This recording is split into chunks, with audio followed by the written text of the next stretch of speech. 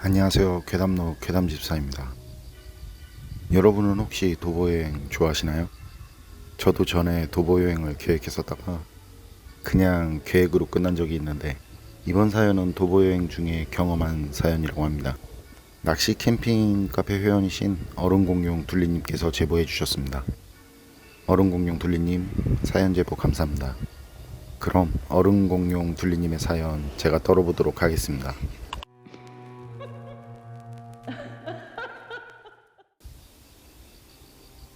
얼음공룡 둘리님은 이곳저곳 배낭여행을 다니시는 걸 좋아하시는데요. 이번 이야기는 국토 종주를 위해 주문진항에서 부산까지 계획을 잡고 도보 여행할 때 경험하신 이야기라고 하십니다. 결론부터 말씀을 드린다면 완주를 하지는 못하셨는데 이 사연에 그 이유가 있습니다. 군대에서 전역하고 일도 사랑도 그 마음처럼 되는 게 없던 얼음공룡 둘리님은 평소 국토종주를 꼭 한번 해보고 싶다는 마음도 있던 터라 자신을 돌아보고 쉬는 시간을 갖고 싶어서 도보여행을 떠나셨다고 합니다. 주문진항에서 출발해서 며칠은 자유로움과 설레임으로 하루하루가 만족스러웠다고 하세요. 밀려드는 바다 내음과 마주치는 사람들도 인사를 건네주고 응원 말씀과 도움도 주시고 해서 떠나길 잘했구나 하는 그런 즐거움까지 더해졌었다고 합니다.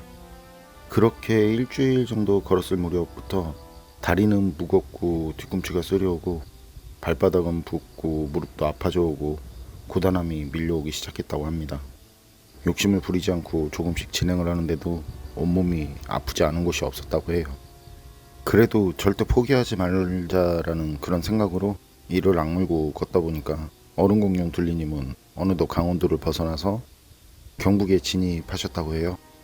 그러고도 한참을 더 내려왔고 이제 조금만 더 가면 된다라는 그런 마음으로 자신을 응원하고 걷다 보니까 작은 마을이 나왔는데 날도 저물고 해서 그날은 그 마을에서 지내기로 하고 그 마을로 들어갔다고 합니다.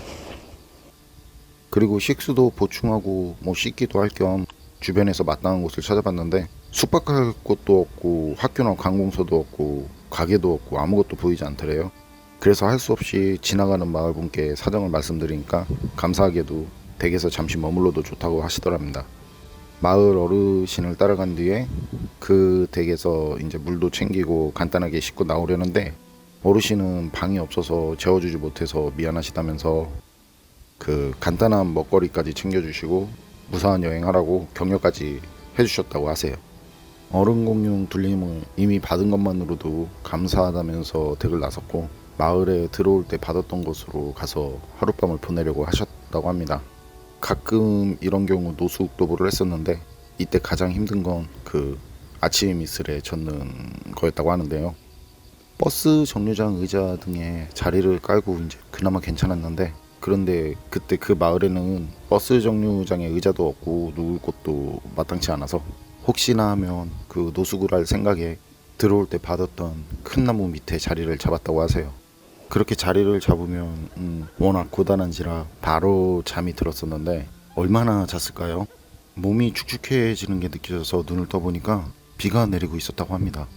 가방도 또 이미 다 젖었지만 더 젖지 않게 하려고 급하게 배낭 커버와 우위로 비를 맞고 주변을 이렇게 둘러보는데 도로 건너 그 뒤쪽에 작은 집처럼 보이는 실루엣이 보이더래요.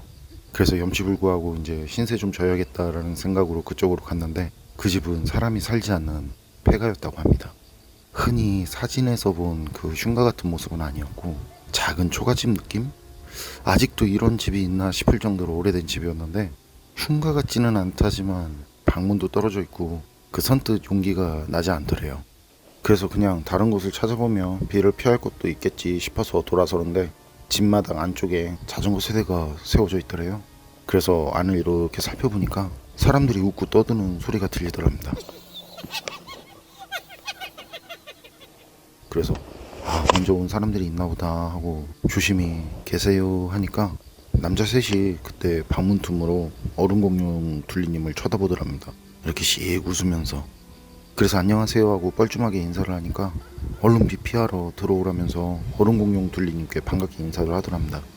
얼음공룡 둘리님은 그 셋을 보고 그제서야 이제 망설임 없이 들어왔는데 방은 생각보다 깨끗하고 사람들은 이미 막걸리 한잔 하던 중이었다고 합니다.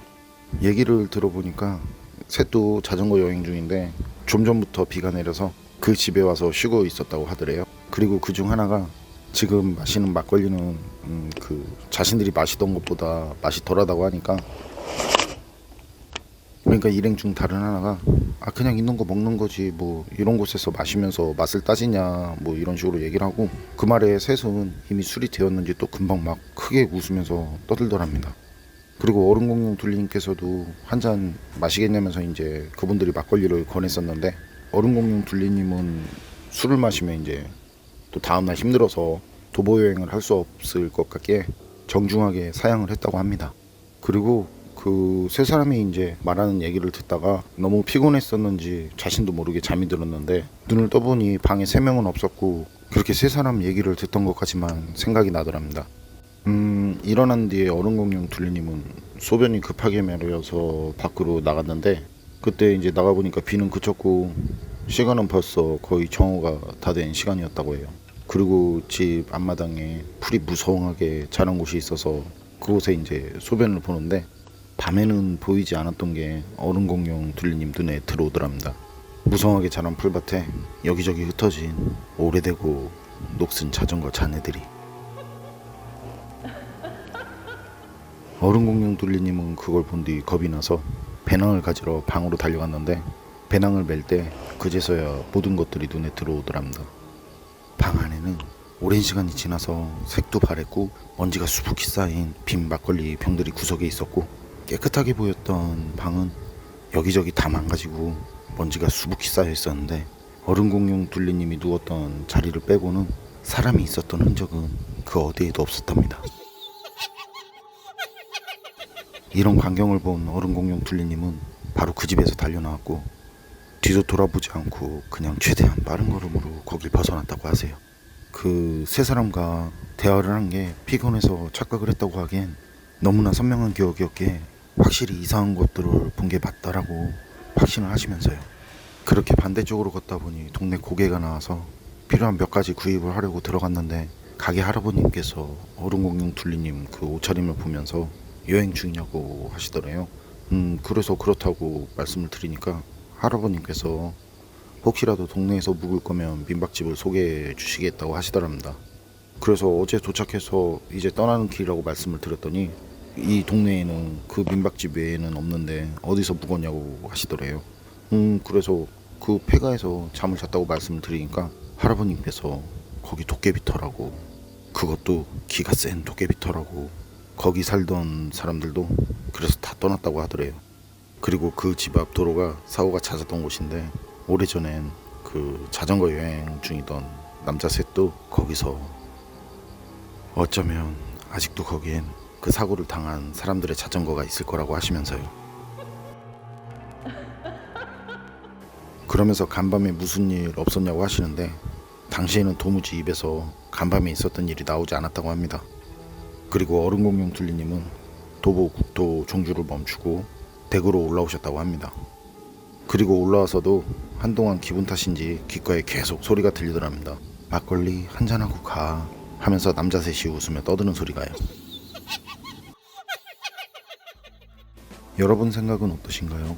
국토 종주 경험도, 폐가에서 보낸 경험도 제가 제보자님이었다면 평생 잊지 못할 것 같은데, 그리고 개인적으로 생각할 때 요즘은 홀로 국토 종주를 하기엔 귀신보다 사람이 더 무서운 세상이 된 것 같아 좀. 여러분들의 한 걸음 한 걸음은 늘 안전하시길 바랍니다. 괴담록 오늘 이야기는 여기까지입니다. 그럼 저는 다음에 또 다른 사연으로 찾아뵙겠습니다. 늘 건강하시고 평온하세요. 감사합니다.